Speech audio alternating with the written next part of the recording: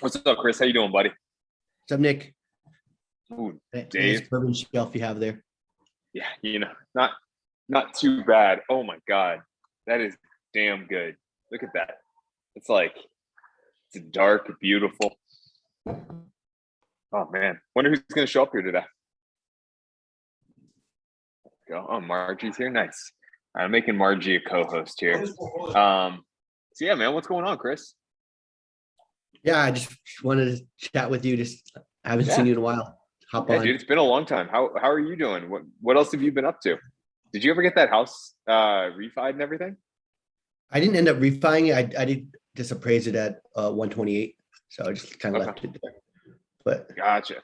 Dude, I bet you could go push that today, although the interest rates where they are today. yeah. I'm still looking though, Nick, if you have more deals in the pipeline. Yeah, you want more turnkeys? I don't know. Okay. Yeah. Are you looking for turnkeys or what are you looking for, buddy? More either private money to buy or Concierge type stuff. Yeah. Cool. Dude, we got some stuff. We always got stuff going on. Yeah. We actually it's been a crazy couple weeks. We purchased 7 houses over the last 2 weeks. Wow. Yeah, it's been a bit nuts. Hey Ed, how you doing, buddy? Hey. I feel like I see you more than I see anybody else, like including my wife. Oh no, that's not a good state to be in. Yeah. Where are you spending your return on your time invested? Dude, I just get to hang out with you. That's a good return on my time invested, man. All right. So Chris is actually one of my other students here. I guess you were part of one of my cohorts, were you? We just did a deal I together. wasn't directly part of it. I gotcha. Nice. Yeah, but yeah. I mean, did you have any questions, man? Or just were you looking for deal hunting, which I respect? Both. I have plenty of questions, but I want to first hear from everybody else because I've been asking many questions. Well, so, kind of going around the horn here, Evan Manship, he's decided to hide himself, but we got the Manships over there. They're one of, if not the largest wholesalers in the Midwest. Chris here, he's a fellow Indian investor. He purchased a property from me. Was that a year ago, give or take? Yeah, in July. Yeah. Ed here is a current student of mine. He's absolutely crushing it. He's about 4 weeks in and has already built his team and is optimizing that team. Margie here is a member of my team. Dave and Nathan, are you willing to kind of share your backgrounds? Nick, did you just call on me? I did. I said, hey, do you want to introduce yourself? Yeah, sorry. I'm just trying to get out of the We're all good. getting the kids back. Yeah, no worries, man. Sorry, I'm just coming to my office right now. So my name is Dave Hoffman. I started investing in 2020 out there in the Indies. Nick's actually the guy who kind of got me to come out there and take the first step. I have 2 properties. The first one was easy. The second one has been a challenge to say the least. But I think once I get through this, I still, it sucks being on the sidelines right now, but once I get this rented, I'll be back in the game. I love it. What's going on with the second one, man? So we kind of talked about it last week. I purchased it in July. Purchase went fine. Rehab was fine. It went over a little bit, but that's, I know that happens sometimes. It's just the way it is. I tried to flip it and I had 40 plus showings in 2 months. Didn't get any. Did you end up talking to David and Bo? So I did reach out to David. I did call him. I'm just waiting for him to get back to me. So, Yeah, he's a little backlogged right now. He was on vacation last week and he's dealing with some stuff on his side. So I know he's a little backlogged, but I have no doubt. Has there been any traction on your property over the last week? So I don't want to say this, I don't want to sound like I'm that needy investor, but I do feel I do have to push my property manager a little bit to say, hey, what's going on, to give me a little bit of information. And the response I've gotten back is that there's been a lot of activity, a lot of showings. But again, like I'm like, is there a dead body in this house that I'm not aware of? Like what is the sticking point? So again, it's been on there for about 30 days now, and we'll see what happens. Is there a lockbox on the door right now? Yes. Okay. If you shoot me that information, I'll try and get out there next week, or at least get my project manager out there and see if he has any thoughts. We have to be out there, given that we've got that one that just finished down the street. So us getting over there and checking on that property is probably the right thing while we're waiting for that refi to go through, their sale to go through. I'll shoot you the lockbox. Then also, Nick, there is a Simply Safe alarm as well that I have on that property. So I don't mind that information. I'll let you know when I'm getting in there, so you know that it's not just some random person that's deactivating your Simply Safe.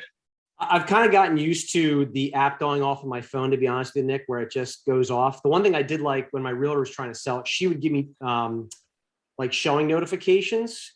I don't know if property managers can do this too or not, but again, if it's being disarmed, someone clearly has the code and going in there. So I'm not as worried, but I can see that information. Yeah, that'd be great. Thank you. Yeah, absolutely, man. Nathan, Rowena, Amber, what's going on, guys? Hey, Hey, Oh, Ed's joining again. Ed's joining from multiple places. Oh, different Ed. Different. Gotcha. Well, what's going on, everybody? Everybody just want to hang out, or anybody have any real estate questions? I can talk about Weller Reserve, Special Reserve. It's a really good bourbon. Quite a fan now. And a huge shout out to Brooks, who was the one who chased me down the street in his car to give that to me this morning.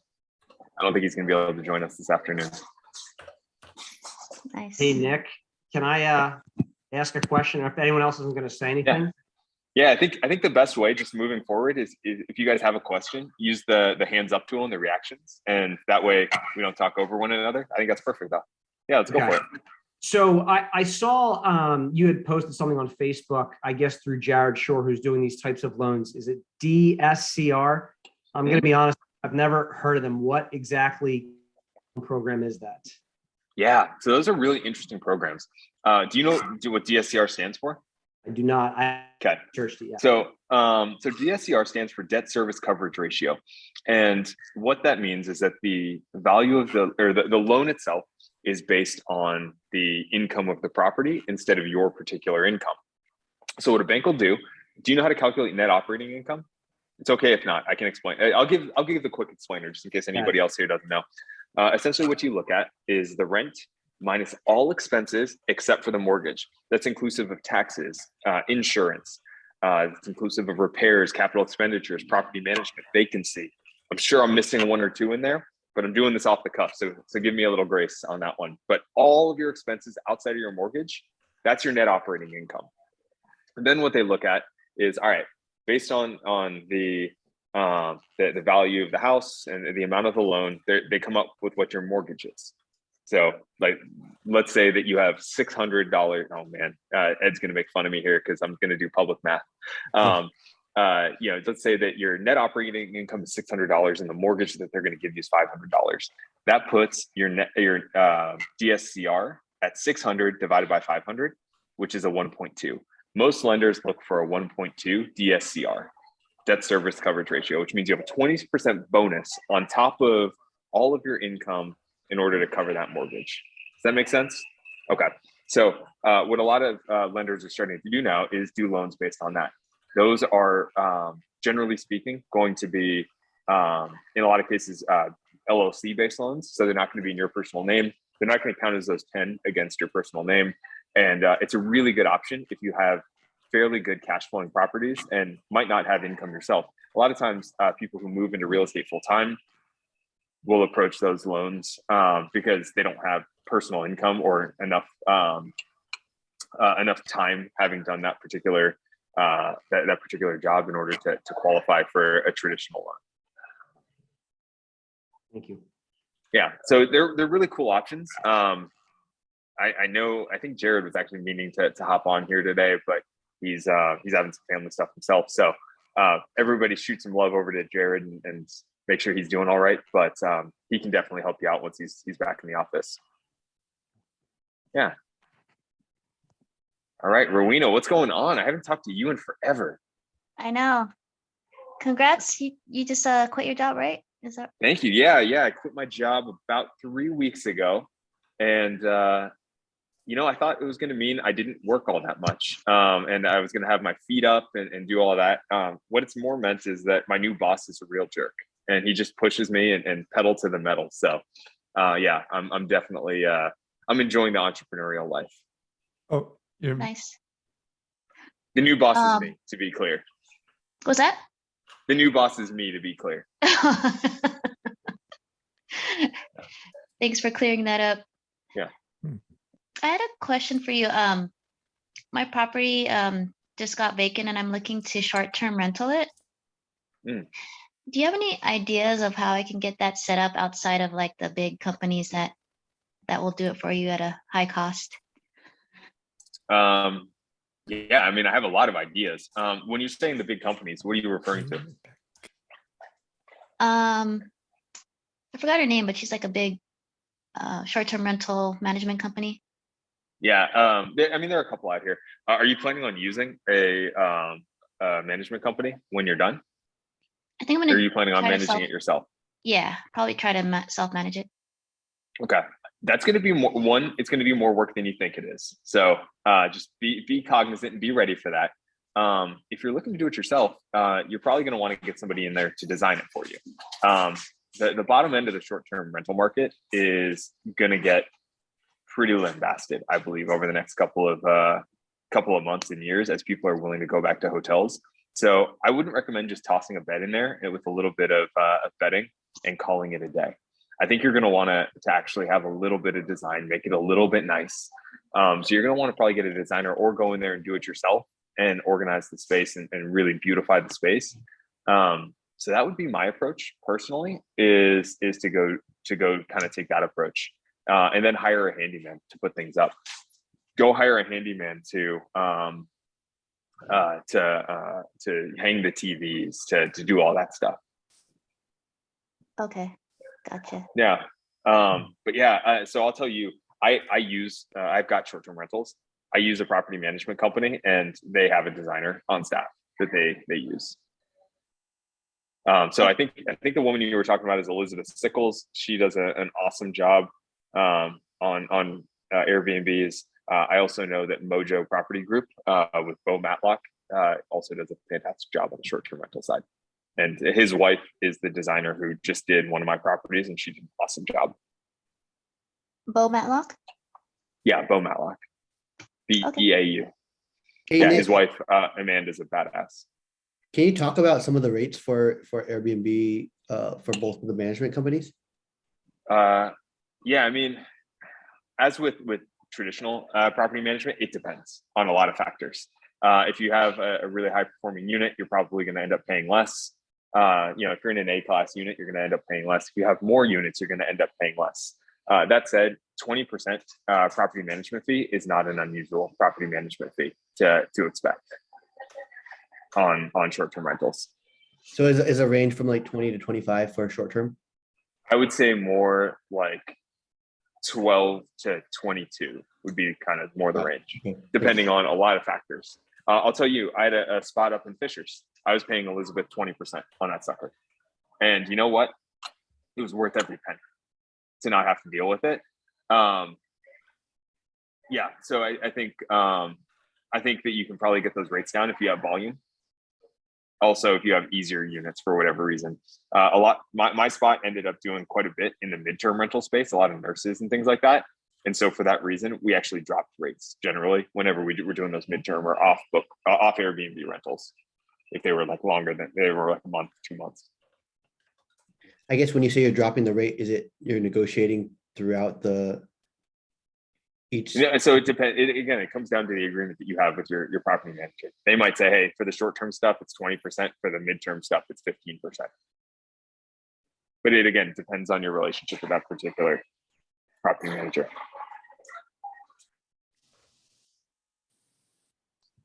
Sorry, I got my dogs in here that are deciding to dig.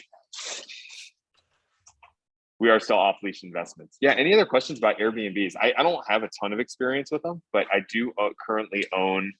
I do currently own 2, and we're picking up several more here over the next couple months. Do you do concierge Burr Airbnbs? Ooh, good question. Not yet, but that's something that Bo and I are actually really working on quite a bit together. So hang tight. That is something we're thinking about. I'll tell you, I like Airbnbs a lot, but I consider the bread and butter to be the long-term rentals. That gives you stability. That gives you the kind of consistent cash flow. And then the Airbnbs are your variability. Yeah, you're going to get way more cash flow some months, and then some months you're going to get nothing. Also, your stuff's going to break in there. It's a little heartbreaking. I'm not going to lie to you. I bought this awesome couch for my Airbnb a year ago, and that thing is trashed. So your capex, and I know Ed and I were talking about the difference between capex and repairs earlier today. Those capex items are generally going to be a little bit higher on the Airbnb side because you have to replace the couch, you have to replace the table more often because you're actually in those items. And it's like a rental car, guys. Nobody takes care of the rental car. Everybody takes those corners a little hard. But I'm glad you asked that question about the concierge borough and that stuff. That's it's definitely something we're thinking about. Trying to keep Amanda happy. She's really the boss there. What's going on, Nathan? I haven't talked to you in forever, man. Yeah, how you been? I'm unemployed, so you tell me. I heard that you jumped full into real estate. That's awesome. That's basically where I want to be eventually, but still at the 9 to 5. But how'd you get your start, or how'd you get into that? I know the last time we talked, we were talking about some of the more, I think it was more e-commerce or inventory related stuff that you were working on. How did I get my start in what? In real estate investing. Yeah, so my first property was not a turnkey, pardon me. It was a house hack in Southern California. We rented the apartment above the garage. It was a really good opportunity for my wife and me. We got to live in an area that we couldn't have afforded had it not been for that. So that was really cool. And then I don't think I told this story last time. I definitely told it in my Fang to Fi conversation. But I had my job publicly threatened about 6 years ago. And in that moment, I made the decision that I needed to find something that was a little more secure and that allowed me to drive my own future. And so I started investing out here in real estate right after that. Didn't go well. I talked about my first turnkey last week during these office towers and bought that turnkey and did not go well. But in the grand scheme of things, over the course of 3 years, I ended up making a killing on it. So can't complain too much about that. And then just scaled up from there, started doing the Burr strategy. People started, for whatever reason, wanting to listen to me and take coaching. People wanted to start investing with me. And I think it just all kind of snowballed from there. Wow. Where are you at right now, man? I can't remember. I'm still in Orange County, in Ladera Ranch.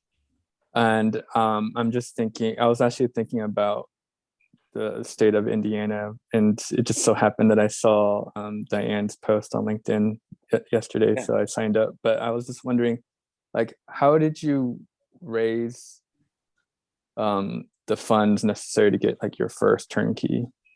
I didn't raise the funds. I wasn't qualified to take anybody's money. I invested my money to buy that first for the first 3 years. I never took anybody else's money. Okay. I just did it all on my own. And the reason I did that is because I didn't know what the hell I was doing.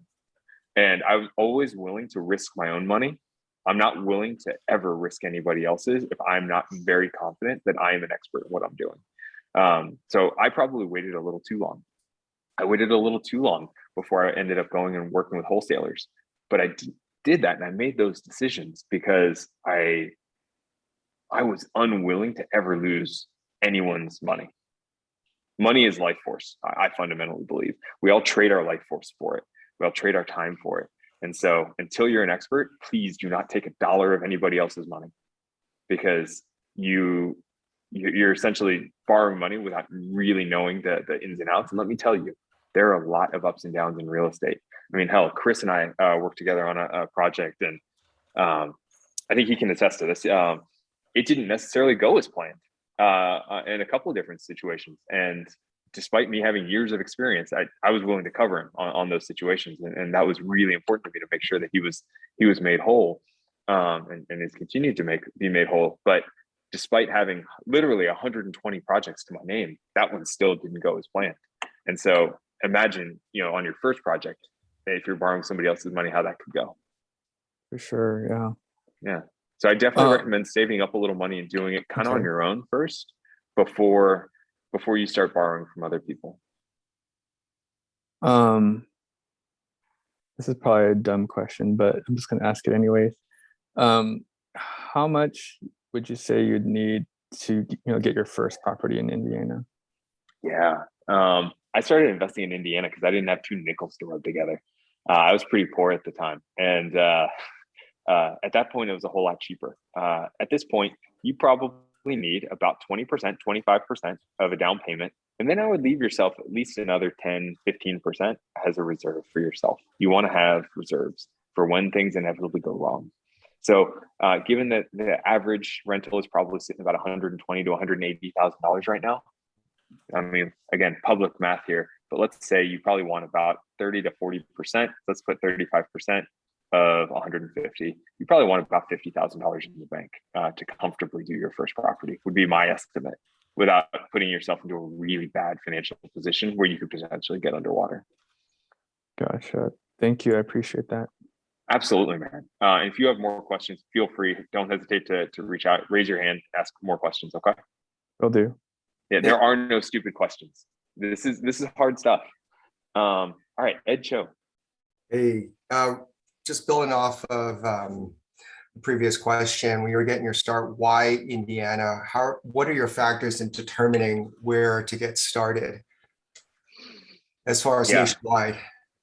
Are you talking about how I would make that decision today, or how I made my decision? How you would make the decision today? Yeah. The answer isn't that dissimilar.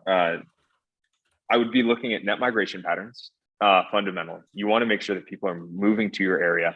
Hell, I was running comps with somebody this morning, and I realized they were investing in some little podunk town in the middle of Indiana that I had never heard of. And if I've never heard of it, you probably shouldn't be investing in it, just because there's probably nobody there.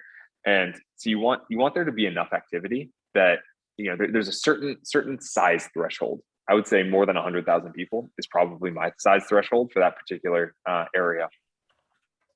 The next one is, and again, I don't care what your political leanings are. Mine are probably a little further left than most of the people who live around me. But you want to invest in a red area. You want to invest in a particularly conservative area that tends to prioritize owners' rights versus tenants' rights. Like hell, California still has an eviction moratorium. You probably don't want to be investing where there's still an eviction moratorium when it's been proven to be unconstitutional, at least on a federal level. So those are some of the factors. Affordability is a big piece of it, and rent to value ratio. It's something that we all need to be thinking about. Rent to value ratios are super important today with interest rates rising. Interest rates are 50% more expensive than they were 3 months ago for a rental property. So cash flow is super, super condensed right now. It's super tough to get that cash flow. So that rent to value is important, and understanding from a property tax perspective for that region, and from an interest rate that you're able to get on those particular properties, what's the rent to value you need to at least break even? In today's market, if you're breaking even on cash flow, that's the highest interest rate you're going to pay for the next 30 years, unless you make a decision to go pay more interest rate. So I'm comfortable buying a deal that is cash flow neutral if you're accounting for all of those factors we talked about earlier: the vacancy, property management, taxes, insurance, repairs, all of those things that need to go into it. If you're still cash flow neutral, you can always go refi if and when interest rates drop in the future. But you need to find out what that rent value metric is for your particular market that gets you to a relatively cash flow neutral situation. So those would be the factors that I would consider currently today. I'm sure there are more. I'll tell you some of the stuff that I think a lot of people make a mistake on is they try to go invest where they think the market's going to grow. And you know what? It's not necessarily a bad approach, but if that's the only factor they're using for their decision-making framework, I think it's foolish, because they are subscribing to the greater fool theory of success. They have to go find a greater fool that's willing to pay more for what they purchased in order for them to win. For me, it needs to make sense as the business today. The growth you mentioned is appreciation versus, yeah. Okay. So a lot of people talk about, oh, I just want to go invest in Austin because all these tech companies are moving to Austin. They might not be wrong, but then what happens when Texas decides that they want to make abortions criminalized? Do you think tech companies are going to continue to move there? Like, things shift, the world shifts. And if you're making a bet that the only way you can win is if there's a greater fool that's willing to pay more in the future, you're making a bet. You're not actually making an investment, in my opinion. Yeah. Can I build off another question that Nathan had? So let's say if you start out with 50,000, do you recommend that be your actual own tangible equity, or would going to start that 50 or 100 from equity coming out of your own existing property or a loan would make? Yeah, no, I have no issue with people using the equity in their home in order to invest. I actually think that's a really good approach. So I mean, do I prefer cash in the bank? Yeah, because then you're not borrowing against anything and it doesn't cost you anything outside of opportunity cost in order to make those investments. But fundamentally, yes, I have no issue with people using like HELOCs and stuff like that. That's some of the cheapest money you can possibly get and some of the most flexible money you can possibly get. Oh yeah, hey, there's Chris calling out that he used the HELOC to buy a deal with me, and I've done that dozens of times. To buy properties out of my HELOC and then refinance and pay myself back. I like to go do the first strategy in there. So I get to go buy those properties cash. And because to the seller, that looks like a cash transaction if I'm taking money out of my HELOC and then paying it back over time and then refinancing and getting that money back out. That layer on top of the idea of velocity banking is one of the most powerful things you can do. And if you guys want, I highly recommend doing some research on velocity banking. It's a really cool theory, and if that's something you guys want to talk about more, we can expand on that. But yeah, I want to make sure that I answer Amber's question, and if we have time at the end, I'll talk a little bit about the velocity banking theory. But I promise I'm not going to do any public math. You guys are going to have to do all the math on your own calculators. Hey, Nick. Hey. So I recently quit my full-time job and hopped into wholesaling in Indianapolis. Congratulations. Thank all right, you. Hey, why haven't I gotten any deals? I literally just started. I quit March 31st, and my brother, he currently wholesales, and he's been trying to talk me into doing this for at least 2 years, and I ignored him until October. I finally got serious about it. So now that I'm out here, I think the one thing I've been doing is meeting investors, but my question to you would be, as a wholesaler, of course, plan to get licensed. I start school on Monday, but how would you get licensed? What license do you need to be a wholesaler?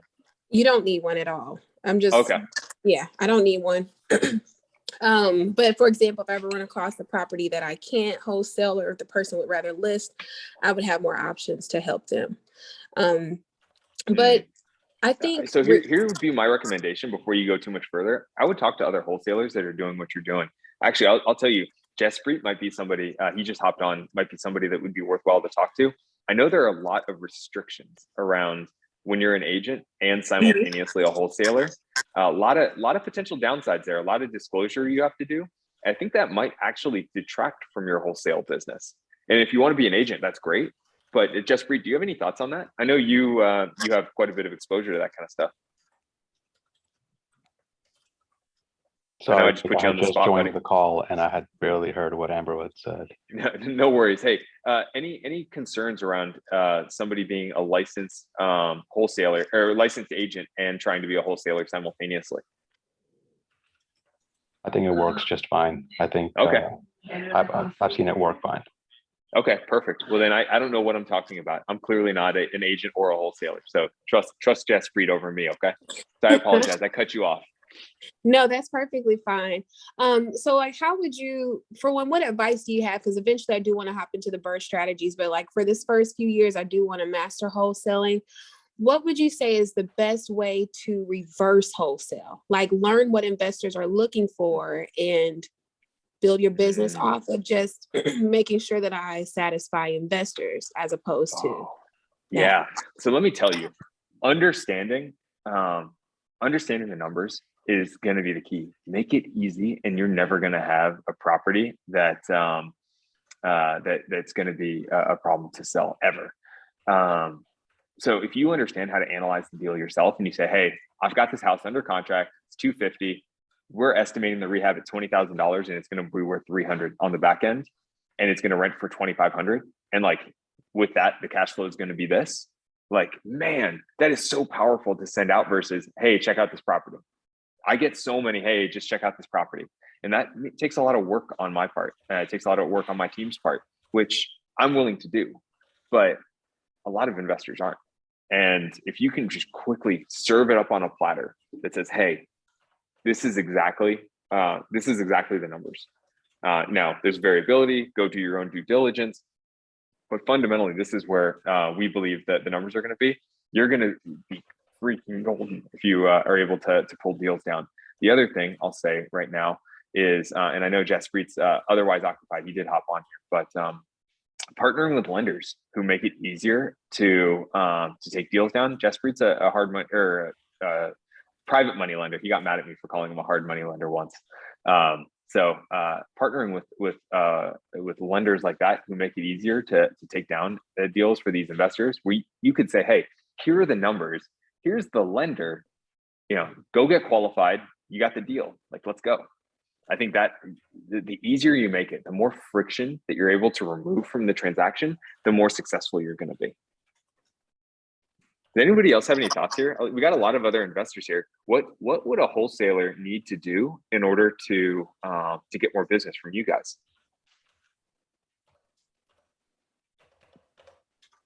I think, Nick, the one thing you and I kind of talked about this a while ago, but in order to go to a wholesaler, you kind of have to have a little experience. So like for me, I've only done 2 deals. For me, I still want to kind of hone in my skills and really get better at my numbers, understand what I'm doing. So for me, like, let's say I get 5 or 6 deals, then I'm approaching a wholesaler. But I think you hit the nail on the head with, do they know the neighborhood well? What numbers are they giving you? Do the numbers validate when you do your own due diligence? I think that's really where it all starts, is them just knowing the market and the numbers. Yeah, I'll say, yeah, I think that was a really good point. And I'd say the other thing to touch on is build those relationships. Like I said, build a relationship with a lender. Build a relationship with contractors that you like, that you can refer business to. Build a relationship with the inspector and say, hey, not only do I have the numbers done, I've got the inspection done here too. So that you can just send that out to 10 different investors, so that they can all take a look at it versus having to schedule that individually. That way you don't get people under contract that aren't really serious. Like, they have an inspection already done at that point.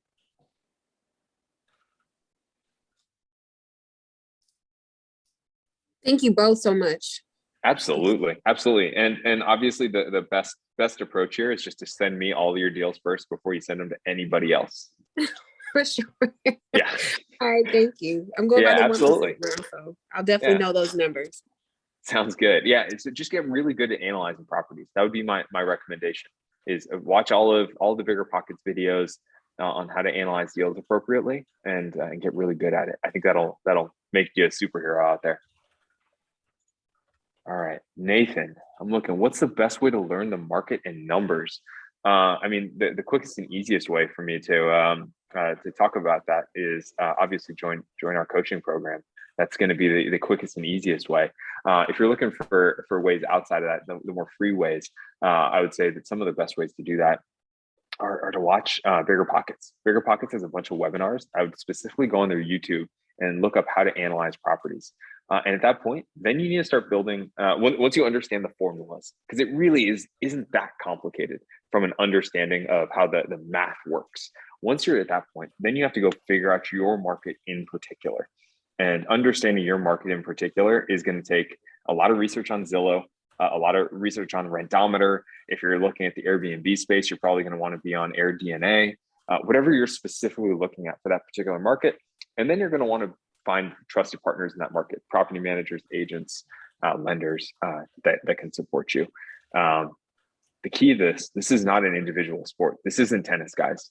This is basketball. This is football here, and this is absolutely a team sport where if you're running this on your own, you're going to be in big trouble. Is it advantageous to do what Amber's thinking of and get your license if you really want to get into this?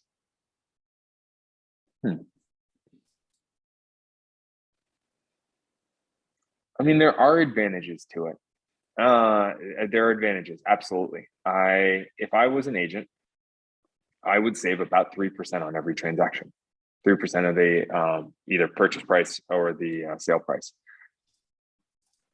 I'll tell you though, I think I get outsized returns by not having my license. And that's because I have incredible team members, incredible agents who are on my team and doing the work. They are absolutely crushing it for me. And they're a second set of eyes on everything I'm doing. And I rely on them in order to get things done. So are there advantages to getting my license? Yes. 2 reasons I'm not. 1, I want more team members on my side. I want more people checking my work. And then 2, I think it's a bad use of my time. I think it's a terrible use of my time to go out there and deal with all of the paperwork associated with it, deal with all of the hassle, deal with the time that it takes to get my license and maintain my license. I just think that's a bad use of my time. I think I can go get more deals that more than compensate for getting that person, putting food on that person's table. So is that a hedged enough answer there for you? Yeah, that's really helpful. I think you hit it on the head, because I feel like I get sometimes caught up trying to do everything myself, and I think that's a great advice. Thank you. Ed and I talked about this a lot today already, where we were discussing the difference between return on investment and return on your time invested. I'm willing to take a lower ROI if it means that it costs me less time. Ooh, great call out, Chris. Who Not How, amazing book. I read that book about 16 months ago. I read that book 16 months ago. I immediately bought the audiobook and listened to it right after. I think like a week later, hired my first virtual assistant. 2021, I was going to buy 8 properties. I made the decision I was going to reduce. Like I'd been running too hard. I just wanted to get my systems right, and I was just going to do 8. Hired Lizelle, began offloading things to her, and ended up hiring several more. And in that process, we ended up doing 30 properties last year. So it's incredible what you're able to do when you bring on a team and you begin outsourcing things to that team. It just is a force multiplier for everything you're looking to accomplish. So totally in alignment with that book. Yeah. All right. Ed Way. I know I got to clarify now. Sure. What systems do you have in place to manage your team, and what has been challenging about it? Yeah. So I'm in a unique position that I have enough volume that I have a little bit of weight to throw around with my team at this point. I haven't always been in that position, and I haven't always used it effectively. Up to this point, the effective things I did before I got to the weighty position I'm in today with my team is I used regular check-ins, weekly check-ins with my property manager, or sometimes it was bi-weekly when I was early on, just to make sure things were on track. I think that's really important, is to get voice time, to get to get the eye to eye, even if it's just over Zoom, get that opportunity to chat. Same with agents. I'll tell you, some of the things that I really struggled with has been, I found that all of my team members didn't necessarily scale with me. And you see this in management quite a bit. The person that gets you from your first user to your first million users isn't always the person that gets you from your millionth user to your billionth user. And I've noticed that in my own portfolio. The property managers I used early on weren't the right ones to scale with me. The agents weren't the right ones to scale with me. And literally every member of my team that you talk about, the core 4, and then the core 4 plus extended, the only member of my team that I started with that I still use today is my insurance agent. So I've had to have really hard conversations. I had to have a really hard conversation on Wednesday night with a contractor who just wasn't scaling with me appropriately. So I'll say the struggles are that you actually have to manage these people like you are a manager. This isn't just you're hiring somebody to do a job and you expect them to be a hired gun. This is generally a team member that you're going to be working with for the next several years, and you have to treat these people like employees that you're compensating to work on your team. And one of the struggles that a lot of you guys are going to deal with if you're out of market is the bad members, the bad actors out there. All view you California, you New York money as dumb money. And so really training the good ones up as to understanding, hey, no, like I'm a partner and I'm going to help you grow. I'll say one of the things that has allowed me to succeed over the last year in particular is being willing to have those hard conversations I was just telling you about, but also having the kingmaker conversations. And what I mean by that is say, hey, I'm looking to do a lot. And yeah, even if you've only got one property right now, hey, even if you only got 50 grand in the bank to go do that first property, talking to them, say, hey, like I want to build a partnership with you. I might only have the ability to buy one property today, but I plan on building a portfolio of X. This is how I'm going to do it. Build that plan and say, hey, do you want to play along with me?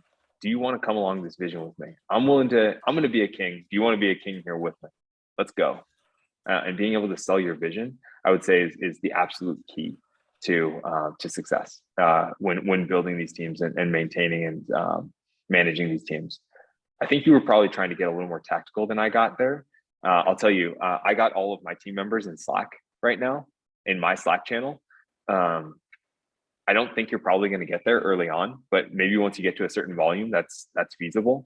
But I made the kingmaker speech. I helped some people get off the ground, and in so doing, I pulled them into my systems, and that's been effective. But just trying to do your best to tie into their systems and get as much face time as possible, I think is key. That was a good response, and I hope I'm going down that path. With setting up. Dude, you're ready for the kingmaker talk. The kingmaker talk's a big one, and I'll give you a lot of credit. Hey guys, Ed here has totally without my my prompting, he built out an entire letter, essentially a resume of where he's going to be over the next 5 years, and he sent it to all the members of the team that he wants to play ball with him, as essentially like, hey, read this and let's talk about where we're going to get to. If he doesn't get a great response from that, that means that person is not a good member of the team, or they hit him on a really bad day. And yeah, I mean, I would be shocked if Ed isn't like the mayor of like Fishers here in the next 5 years, Okay. Just based on the plan he's put in place, guys. So I highly recommend that approach. All right, Dave, what's going on, buddy? I was just going to kind of echo on two things, Nick. I know somebody asked you the question about, being a realtor. And before I got involved in real estate, I did go out and get my license here in New Jersey. The reason I really wanted to do it was because I wanted to understand how the transaction worked, what to expect if I'm going to buy investment properties. I do agree that, yeah, you could probably put a lot more money in your pocket by having your license out there. But, I've just spent the past 3 months rereading a lot of Bigger Pockets books. They'll talk about, you want those people doing the work for you so you can focus on just having the deals come to you, analyzing the deals, and just either, accepting them or moving on. So that was the one point I was going to bring about the real. It's nice to know, but then, then you kind of are sitting here with this license. It costs money to have the license. Most people want to go out and look at properties on nights and weekends. So depending on what your personal life is, I'm the father of 2 young girls. I don't have that time right now. So for me, I just threw into referral status. But again, I have that little bit of knowledge. Can I touch on that before you move on? Yeah, I think that's fantastic. I think that's an amazing piece of feedback. Let me tell you what I did today that I couldn't have done if I was my own realtor. Today, I have had 3 or 4 hours of total office hours. I've done a variety of different calls for business generation. I actually purchased 2 houses today, and I listed 2 houses for sale all today. I couldn't have done that if I was the agent. Like, there's 0% chance I could have done that if I didn't have an agent on my team that was being compensated his 3% in order to do that. So you're looking for leverage in your life. You're looking for that return on your time invested, and spend that 3% so that you can go hit the volume that you don't have to think about. You don't have to think about a lot of that stuff. Yeah, and I guess the only thing I was going to say, Nick, you talked a lot about building relationships, and one of the things I would say I've done since I'm an out-of-state investor, and Nick, I've given you my contractor's information. So, being out of state, not being able to be there, you're really relying the people on the ground as your team to kind of be the eyes, right? So how do you not only build that relationship? Well, for example, my contractor this summer, when he was doing work for me, his father passed away. I sent him a sympathy card. Most people that know me, I don't send sympathy cards. I might send a text, but I did that step. His wife got COVID. I sent them like a meal in the mail. Hey, I heard Tracy's sick. Here's something, Brad, you can't cook, just have dinner for or whatever. So I think when you try to do those types of things, that does help solidify a relationship with your team members. But back to the realtor thing, Nick, the only thing I would say is, as you're going through these realtors, like the books I've struggled with before, I'm like, well, I should use one realtor. Well, after rereading these books, a lot of these guys, you have multiple realtors, you have multiple wholesalers. So it's not that you're trying to make others feel they're not important. It's like, it's a very competitive market out there. If you're not a cash buyer out there, forget about it. Like, it's just, you're not going to be able to compete. So, and maybe I'm wrong with that statement, but that's at least what I found. So really just try to separate yourself, build those relationships, do those nice things for your team members. And then, just kind of try and network with as many people as you can to try and see how many people really do want to help you. Because some will tell you they want to help you and others will actually do it. That's all I really. Yeah. And I think that's a really good point about building the relationships with the team. I found out my property manager's going through a tough time. Let me tell you, I offered to go babysit his kids. I find out my agent is going through some stuff. Like, you better believe he has a bottle of bourbon sitting on his front door for Christmas. I know he's a big bourbon drinker. He had another bottle of bourbon sitting on his front door. Invited him and his wife over to dinner here at my house. Harder to do at a distance, but I do recommend people get out to their markets. COVID, I don't want to say COVID's over, guys, but like, it's going to be a tough world if you're still hiding from it today. Particularly in this is very much a relationship industry that you're going to have. And so from a high level, I highly, highly, highly recommend getting eye to eye with people, taking them out to dinner. You guys, for the most part, unless one of you is a contractor that I'm not aware of, none of you guys actually add a whole lot of value walking a property. Where you guys add the value is in building relationships with that team, the people that actually know what the hell they're looking at. My inspector will get out to a property within 12 hours for me if I need to. My contractor, who I've just hired on full time on my team, will get out to a property in 12 hours for me because I've built such a strong relationship. My agent would run to the ends of the earth. He spent an entire day with me down in Bloomington on Tuesday because we're working on a project together. Build those relationships, and it's not always about money. It's about, hey, recognizing when they're spending time. Your agent works their tail off when a deal falls through. Shoot them a little gift card to a restaurant in the area of your next property that you want to buy. Basically be like, hey, go check out this property and dinner's on me, kind of thing. It's things like that. I think Dave, you really hit it on the head. Relationships are absolutely key. Like, hell, I'm trying to negotiate a deal with Jess Preet right now. And I'll tell you, you better believe I'm trying to convince him to come on out here and have dinner with me. So yeah, I think that's an absolute key point. All right, Joanne, how you doing? Have we talked, Joanne? Am I a jerk and I'm not forgetting you? I apologize. No, you're fine. I sent a couple of emails. We're very interested in this space. I'm very glad to be here and knowing the context a little bit. I don't know if this question has been asked or not, but what we are trying to do is really, we're just getting the door, right? We're interested. So let's say we're based in California and I wanted to buy investment properties elsewhere. How do I start with a remote team? Where do I just vet, vast candidates, or how do I start? And we don't know where to start. Yeah, that's a lot. So again, my quick and dirty answer here is, and I know Chris can attest to it. I think Ed is in the middle of it right now. Coaching is a big piece. You can do that, or you can kind of go through the self-learning piece. Either one works. And there's nothing that from a coaching perspective that you can get that's proprietary. Nobody has proprietary information. All of the coaching programs have is a filter.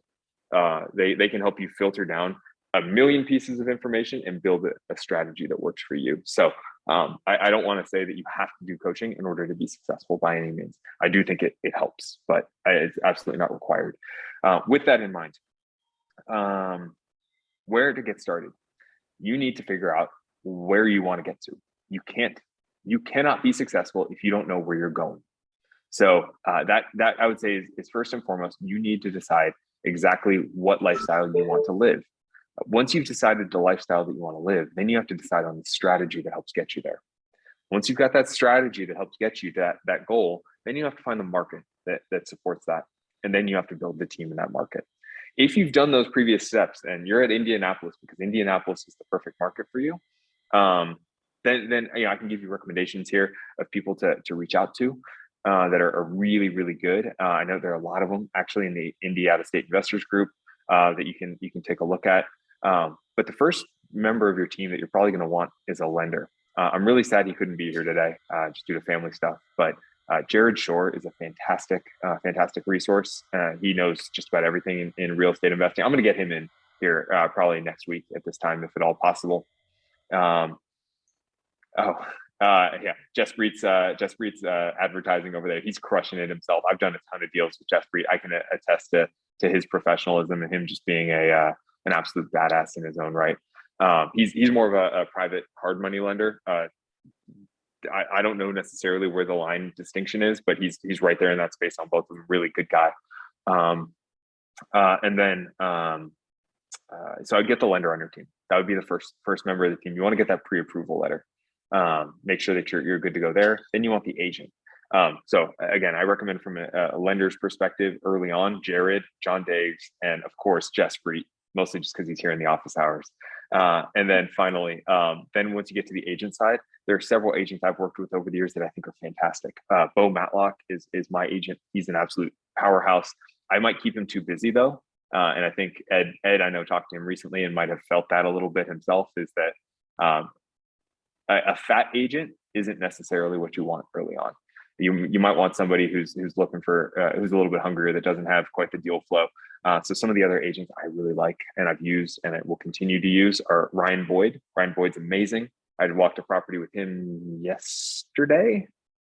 It all blurs together. And Cindy Balot is another agent who I really like. Chris called out, yep, turnkey is a really good option if you just want to have somebody kind of pull you through the process, get a property under contract, have the property manager put in place for you. That's what a turnkey is. There are a lot of turnkey providers out there. I happen to be one of them. I'm not trying to shill my own services. So if you guys are interested, feel free to reach out. I'm not going to sell it here today. This is more generalized information, but you guys can reach out to me if you do want to learn more about turnkey services. That's something I'm more than willing to have a one-on-one conversation about. But yeah, once you got the agent, then the agent helps you find the property manager and the insurance agent, the contractor if needed, all of those things, particularly when you're out of market. Okay, super cool. Thank you. But yeah, get that lender locked in first, okay? I got a couple of questions. What do you look here for in a lender? Sorry, didn't mean to interrupt. Competency. No, you're good. Competency. That's really what it comes down to. Are they local? Nathan, you said you're in Southern California. So the lender who is lending your $500,000, $600,000 loan isn't the same guy that's going to give you that $80,000 or $100,000 loan in Indianapolis. You want to find somebody local. You want to find somebody who does this for investors. Somebody who it works with homeowners for the most part, like the person that lives in their own home. That's probably not the right lender. It's a very different level of underwriting that needs to be done. So you want somebody who's really good with investors. And for that reason, I really like to find the people in these kinds of groups. Go find the Jared Shores who are posting constantly in the out-of-state group. Go find the ones that are on bigger pockets that understand this stuff, that can get your deals across the finish line. Thanks, that helps. That's a great question. All right, what was the tipping point where you decided you were ready to leave your W-2? So I really go into a lot of detail on that in my thing. Actually, I don't think I went into a lot of detail on that one because I don't think I had announced at that point. What was the tipping point? I had my first boss that made me get started here in real estate back in 2016. He was terrible. He threatened my job. It was horrible. I loved my job at Facebook. It was a fantastic job. I got the coolest job in the world. I got to sell Oculus. Like, has everybody here, does everybody know what Oculus is? Like the VR headset, they're freaking awesome. And like, I wanted to work at Oculus for years, and I worked my butt off for 2 years. And then I got a terrible manager who decided she wanted to hire from the outside versus promoting from within. And she was really an incompetent individual, and she lost almost all of her team. And so I made the decision in December of this last year that I was going to leave, and I needed some time. I wanted to get paid out of my bonus. But what was the tipping point? It was having another terrible boss and realizing I was making more money doing the real estate stuff. And it wasn't necessarily the cash flow. Everybody likes to just focus on the cash flow, and that keeps the lights on. But most of the money I've made in real estate has been based on the loan pay down, the appreciation, and the tax benefits associated with it. So yeah, my cash flow is fine on my real estate, but it wouldn't sustain the lifestyle that I want to live. But then I realized, all right, that just means I need to get more active.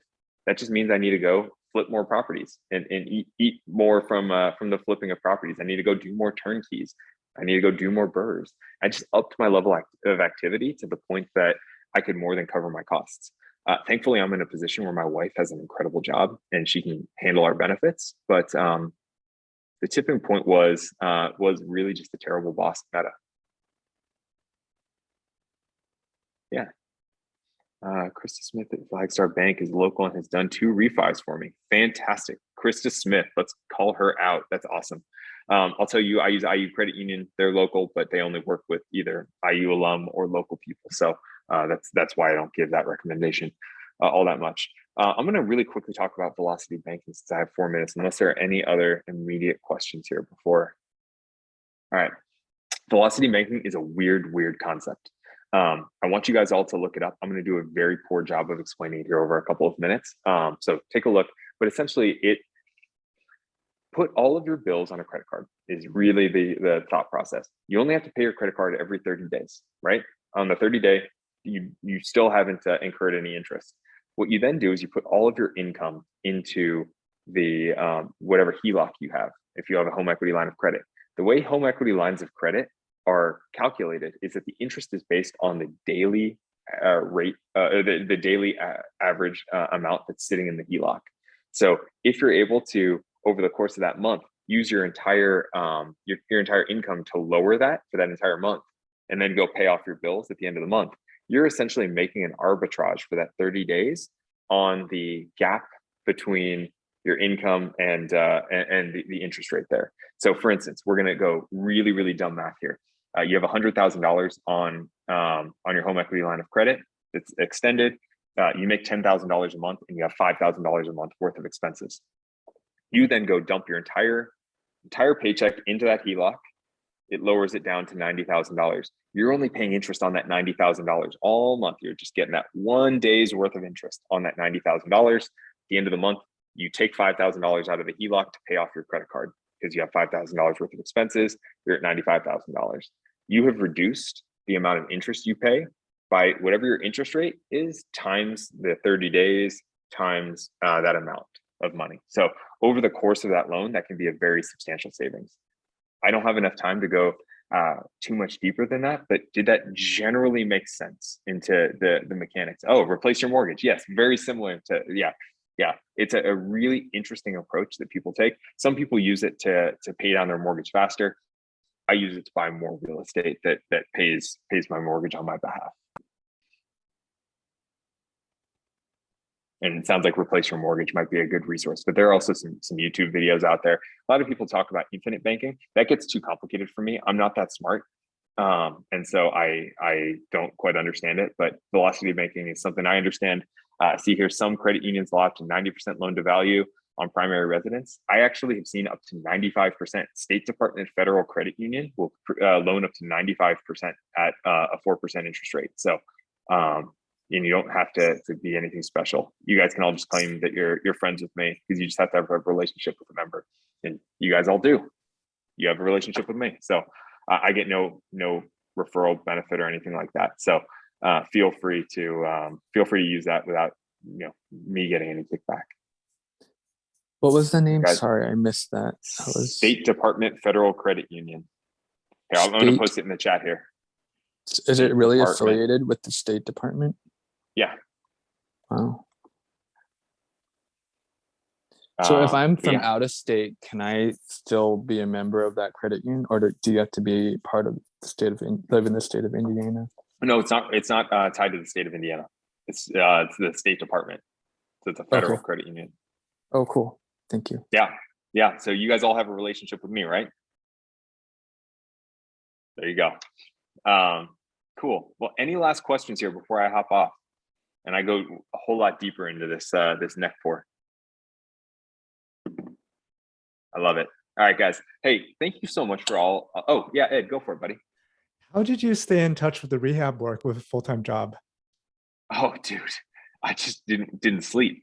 Yeah, I asked for videos from my property manager all the time. I'd have my property manager go out there and videotape it about once a week and get updates. I would get updates from my contractor.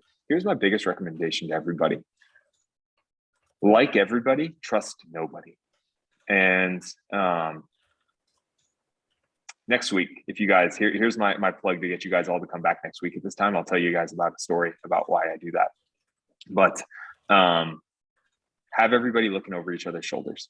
Like, hey, I've had contractors who have sent me photos of projects that weren't my project to show work completed. So don't just trust a photo. Always make sure to validate. And use your property manager to check on your contractor, use your property manager to check on your agent, use your agent to check on your contractor. It's all a big cycle that you need to make sure everybody's watching out for one another. But it really, like on a per project basis, shouldn't take you that much time on a weekly basis. Managing the team is the biggest piece. Yeah. All right, guys. Hey, have a great weekend. And like I said, next week, I'll tell you guys about the worst Christmas of my life with real estate. Okay. Cool. Sounds good. Thanks, Nick. Take care. Thanks, Nick. Nick. Thank you.